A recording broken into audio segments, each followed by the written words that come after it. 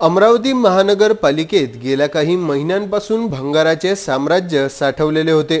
पावसाळ्यात ते भंगार सडत चालले असून सुद्धा मनपा प्रशासन डोळेझाक करीत असल्याचे वृत्त व्हीसीएन न्यूज मधून प्रसारित करण्यात आले होते। यावर सक्रिय नगरसेवक अजय सारस्कर यांनी देखील आमसभेत प्रश्न उचलला होता, परंतु यावर कुठलीही कार्यवाही करण्यात आली नव्हती। या भंगाराच्या साम्राज्यात मोठे मोठे कंटेनर, कचरा ऑटो व अन्य वस्तू साठविण्यात आल्या होत्या। अनेक दिवसापासून ते साठवून ठेवल्याने भंगार सडत चालले होते। यानंतर मनपाच्या या भंगारावर व्हीसीएन न्यूजने पुन्हा एकदा वृत्त प्रसारित केले होते, ज्यावर मनपा प्रशासन कुंभकर्णी झोपेतून खळबळून जागी झाली व महानगरपालिकेच्या परिसरात असलेल्या भंगाराची विल्हेवाट लावण्यात सुरुवात केली असून हे भंगार 50 लाखात विकण्यात आले आहे। गेल्या कित्येक वर्षापासून महानगरपालिकेचा भंगार आणि स्क्रॅप या राजापेठच्या कुठ्यावर पडून पडलेला होता आणि त्यामुळे खराब झालेले कंटेनर व सर्व भंगार तिथे साहित्य पडलेलं होतं। त्यामुळे तिथला वातावरणाचा कचऱ्याचा हे खूप हे झालेला होता। गेल्या नोव्हेंबर महिन्याच्या सर्वसाधारण सभेत मी तो प्रश्न मांडला की आपण आपल्याकडचं भंगार साहित्य का विकत नाही, तर त्यावर चर्चा झाली आणि लवकरात लवकर आम्ही हा मार्ग निकाली काढू म्हणून त्यांच्याकडून उत्तर मिळालं। पण तरी मला 9, 10, 12 महिने त्याच्या मागे पाठपुरावा करावा लागला आणि आज त्या गोष्टीला यश मिळालं। त्यानंतर आपली व्हीसीएन न्यूजच्या माध्यमातून मी खूप वेळा तिथं दाखवण्याचा प्रयत्न केला का बा यामुळे कशी घाण होऊन राहिली आहे, ती जागा कशी भरलेली आहे।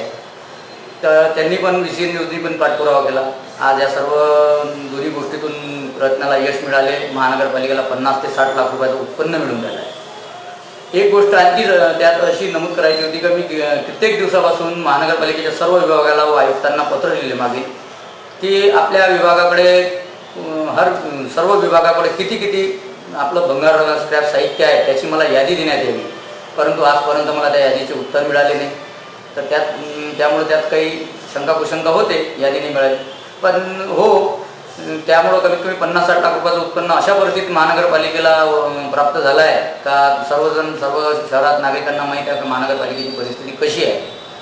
तर एक चांगलं काम झालेलं आहे 50-60 लाख रुपयाचं उत्पन्न। यानंतरही आयुक्त साहेबांशी माझी चर्चा झाली तर त्यामुळे ते पण बाकीचंही काम मार्गी लावू, जे काही बाकी विभागाचं आहे ते पण विकून त्यातूनही काही उत्पन्न येईल। एकंदरीत ते जे भंगार होतं ते भंगार विकलं आहे की जे ॲटो नवीन आहे, जे कचरा उचलणार आहे, मग ते आताच तर बोललो का मी सर्व विभागाकडून यादी बोलवली पण त्यांनी यादी दिली नाही। भंगाराची जी यादी मी मागवली ती आजपर्यंत मला मिळाली नाही की कुठल्या विभागाचा किती भंगार आहे। जर ती यादी मिळाली तर आपल्याला ते होते का कुठलं कोणाचं भंगार आहे त्याप्रमाणे विक्री करतो। एकंदरीत जे भंगार होतं फक्त तेच विकल्या गेलेलं आहे, जे कंटेनर सध्या कंटेनर टाकलेला आहे। आयुक्तांची चर्चा झालेली, आयुक्त पॉझिटिव्ह आहे, त्याबद्दल त्यांचे अभिनंदनही केले मी ऑफिसला जाऊन आयुक्तांचे। आपण हा मार्गी लावला, त्यामुळे महानगरपालिका काय होतं भंगार म्हणजे नुसतं पडलेलं होतं, तेथील नागरिकांच्या आरोग्याला धोका होता, त्यात कचरा हे ते आणि तिथं वाढून राहिलं। मधात काही प्रकार झाले होते चोरीचे, असं जरी नुकसान होत असेल महानगरपालिकेचं तर चांगलं नाही आहे। आणि त्यात आता या उत्पन्नातून काहीतरी अमरावती शहराच्या लोकांसाठी काही वस्तू घेण्यात येते, स्वच्छतेच्या बाबतीत काही पण उपाययोजना केल्या जातात।